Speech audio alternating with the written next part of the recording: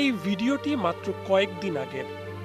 সনাতন ধর্মাবলম্বীদের কাছে মহাদেব নামে খ্যাত শিবের মন্দির পঞ্চভক্তরা ডুবে যাচ্ছিল বিয়াস নদীর জলে। গোটা ভারতের পুণ্যার্থীদের কাছে অত্যন্ত পবিত্র এই মন্দির সম্পর্কে নানা গল্পগাথা প্রচলিত আছে। বলা হয়ে থাকে, সদা জাগ্রত এই মন্দির রক্ষা করে হিমাচলের মান্ডি সহ গোটা অঞ্চলকে। হিমালয়ের মেঘভাঙা বৃষ্টির কারণে সৃষ্ট হরপাবানে ভারতের হিমাচল প্রদেশ জুড়ে যে ভয়াবহ ধ্বংসযজ্ঞ চলেছে, তাতে রক্ষা পায়নি এই পঞ্চভক্তরা মন্দিরও। এই অঞ্চলে ৮১টি মন্দির আছে।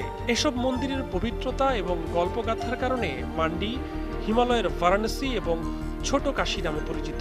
এর মাঝে সবচেয়ে বেশি পুণ্যার্থী যে মন্দিরটিতে আসে সেটি পঞ্চভক্তরা। শিব ৫টি রূপে পূজিত হন এখানে। এবারের হরপাবানে এই মন্দির ক্ষতিগ্রস্ত